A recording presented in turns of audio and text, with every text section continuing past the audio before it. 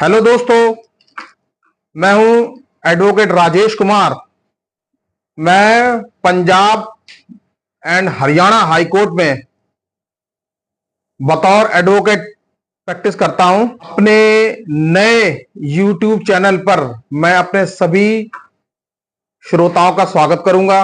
दोस्तों, मेरा ये चैनल शुरू करने का मकसद ये है कि हम में से लगभग हर इंसान कहीं ना कहीं, कभी ना कभी, किसी ना किसी कानूनी पछड़े में पड़ा ही रहता है। दोस्तों, किसी के ऊपर झूठा मुकदमा कर दिया गया है, या कहीं किसी की एफआईआर दर्ज नहीं हो रही है, या कोई चेक बाउंस के मामले में फंसा हुआ है, कोई किसी मामले में फंसा हुआ, कोई कोई कर्ज के मामले में फंसा हुआ है।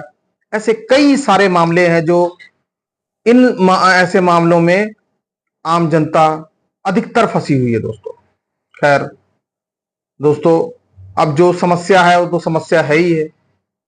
दोस्तों, मेरा ये चैनल बनाने का मकसद ये है कि मैं आप लोगों की जो कानूनी समस्याओं में आप घिरे रहते हो, परेशान रहते हो, उनको दूर करने में मैं आपकी शायद कुछ मदद कर सकूं।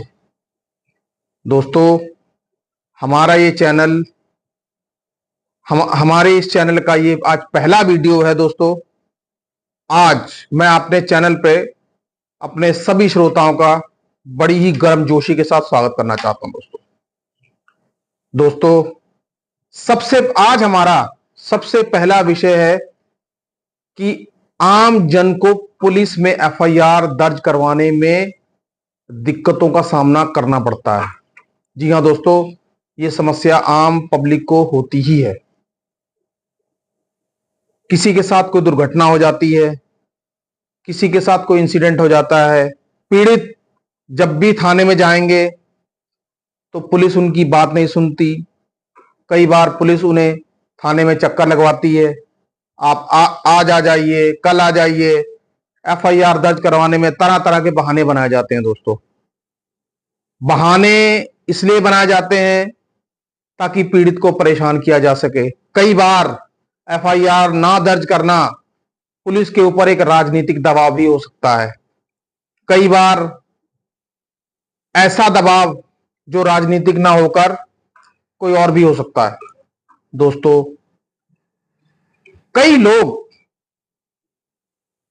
पुलिस की इस ज्यादती से तंग आकर तो बेचारे अपनी कंप्लेंट लिखवाते ही नहीं, वो थक हार कर घर में बैठ जाते हैं। या तो उन्हें पुलिस द्वारा डरा दिया जाता है, या फिर उन्हें कोई ऐसी बात बता दी जाती है कि आदमी चुपचाप शांत होकर घर में बैठ सके, और आदमी चुपचाप उस अन्याय को सहता रहता है। दोस्तों, लेकिन अब ऐसा नहीं होगा। आपको अपने अधिकारों के बारे में जानना होगा। दोस्तों, आज मैं आपको बताऊंगा कि यदि पुलिस आपकी एफआईआर दर्ज नहीं कर रही है तो आप क्या क्या कर सकते हैं, आपके क्या क्या अधिकार हैं, आप कहां कहां जा सकते हैं। दोस्तों, मान लीजिए किसी जगह किसी व्यक्ति के साथ मारपीट वाला मामला हो जाता है, प्रार्थी को चोटें वगैरह आ जाती हैं और वो पीड़ित थाने में जाएगा। थाने में जाके कहेगा, साहब फला आदमी से मेरा विवाद हो गया और उसने मुझे मारा और मुझे इतनी चोटें आई हैं। प्रथम दृष्टया मामला तो यही बनता है पहली नजर में कि पुलिस मामले की इन्वेस्टिगेशन करे और एफआईआर दर्ज करे। लेकिन अब पीड़ित आदमी क्या करेगा? पुलिस तो एफआईआर दर्ज नहीं कर रही, अब वो क्या करे? पीड़ित एक बार जाएगा, दो बार जाएगा, या कई बार तो ऐसा भी होगा कि उस पर समझौते का दबाव बनना शुरू हो जाएगा। कुछ पीड़ित ऐसे होते हैं जो दबाव में आके समझौता भी कर लेते हैं। कुछ लोग ऐसे होते हैं जो समझौता नहीं करना चाहते, वो अपने इंसाफ के लिए लड़ना चाहते हैं।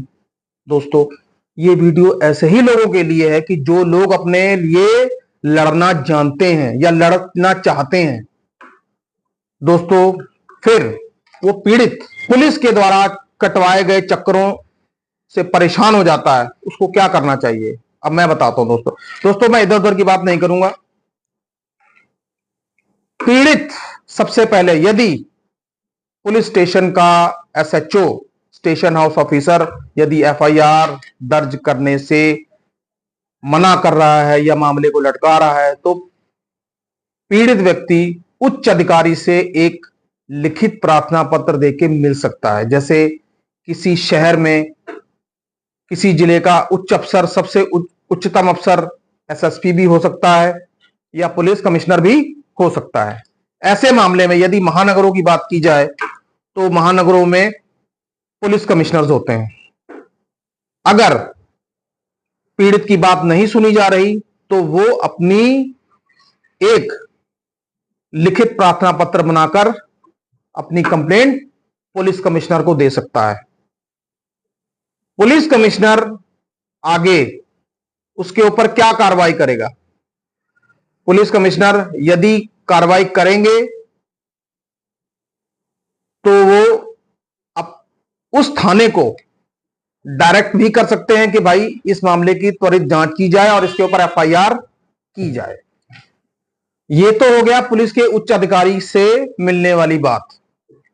अब यदि पीड़ित को उच्च अधिकारी से मिलकर भी संतुष्टि नहीं हो रही और फिर भी उसकी एफआईआर दर्ज नहीं हो रही, तब पीड़ित क्या करेगा?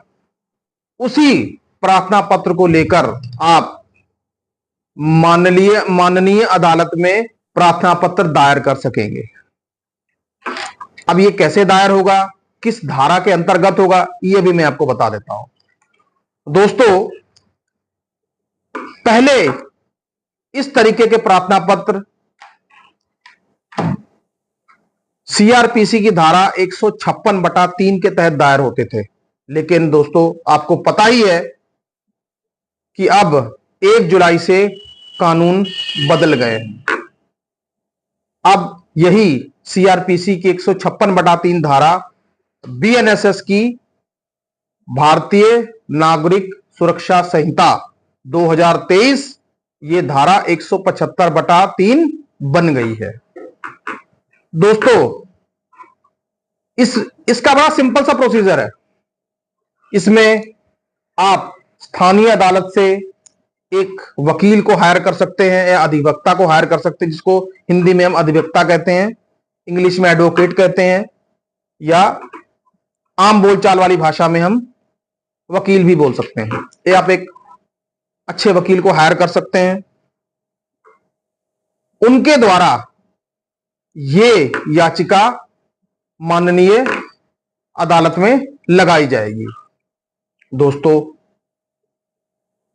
माननीय अदालत में जब ये याचिका लगाई जाती है, माननीय अदालत में याचिका लगने के बाद यदि न्यायालय ये देख पाता है, यदि कोर्ट को ये लगता है कि आपके द्वारा कही हुई बात बिल्कुल सही है और आपके तथ्यों में वजन है, तो कोर्ट को ये अधिकार हो जाता है। कोर्ट सबसे पहले तो कोर्ट जो माननीय अदालत जो है वो पुलिस स्टेशन से रिपोर्ट तलब करती है कि पीड़ित ने जो प्रार्थना पत्र आपको दिया था उसमें आपने क्या कार्रवाई की है।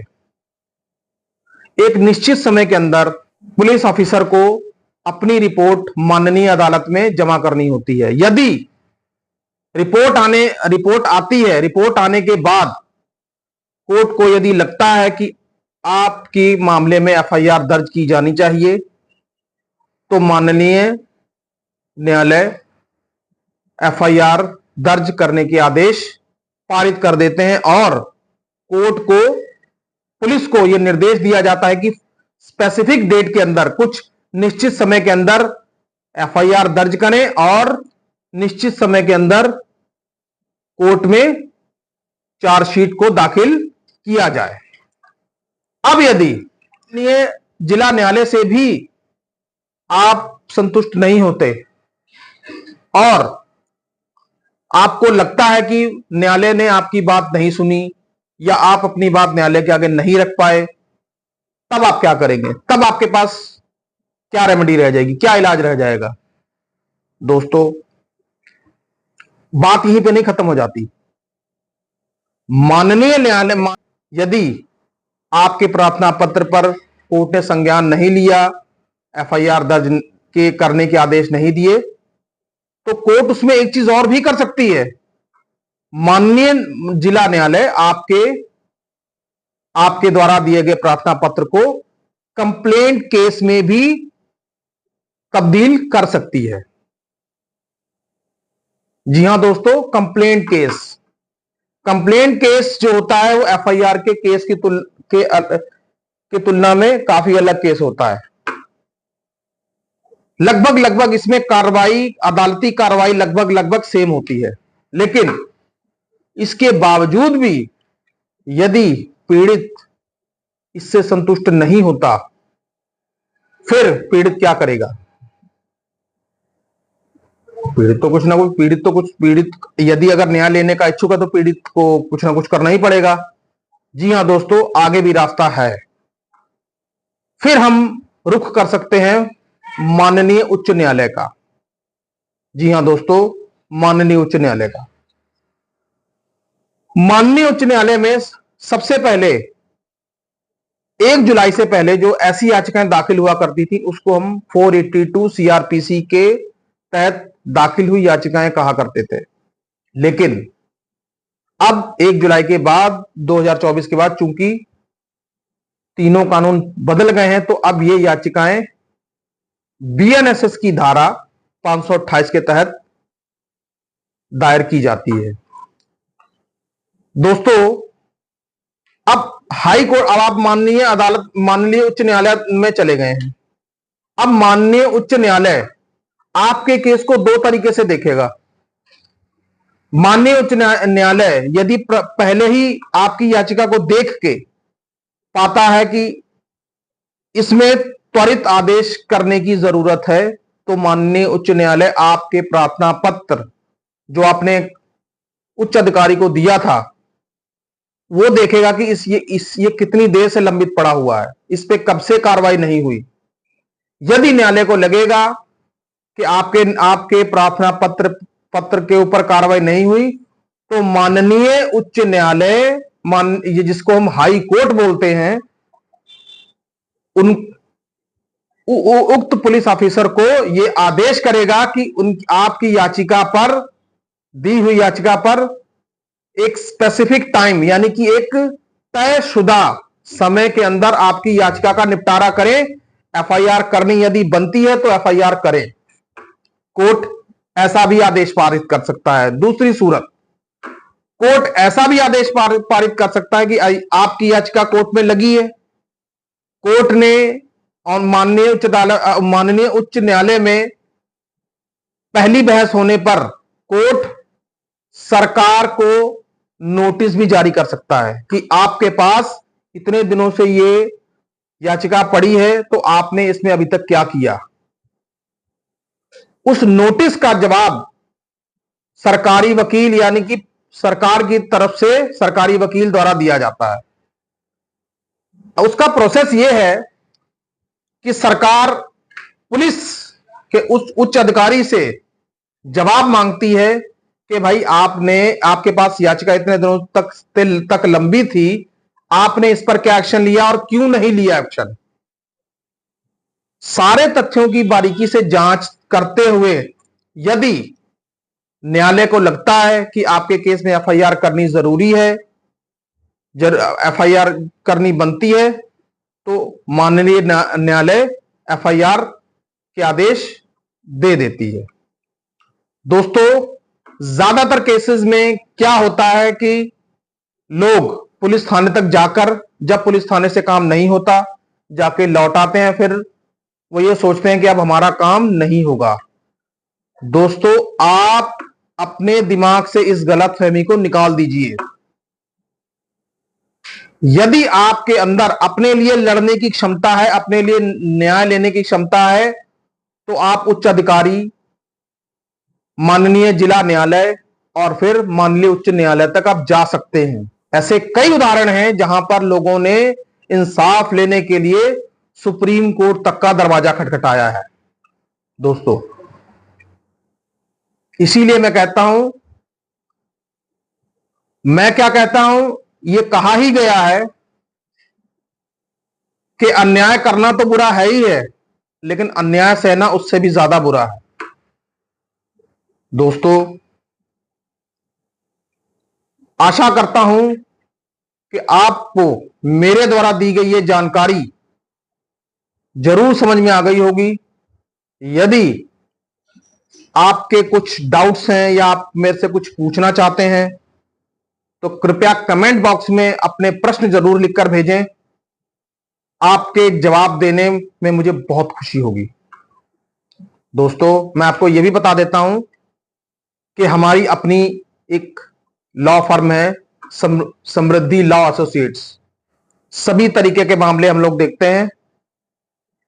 आपका कोई भी प्रश्न है, कमेंट बॉक्स में डालिए, आपको जवाब हम जरूर देंगे। दोस्तों, आपको ये मेरे द्वारा ये बनाया गया वीडियो कैसा लगा? दोस्तों, कृपया ये भी कमेंट बॉक्स में डालिए और हमारे चैनल को सब्सक्राइब करिए और हमारे साथ जुड़िए। हम आपके जीवन में आने वाली इस तरीके की लीगल समस्याओं को हल करने में आपकी मदद कर सकें। दोस्तों, जय हिंद, जय भारत।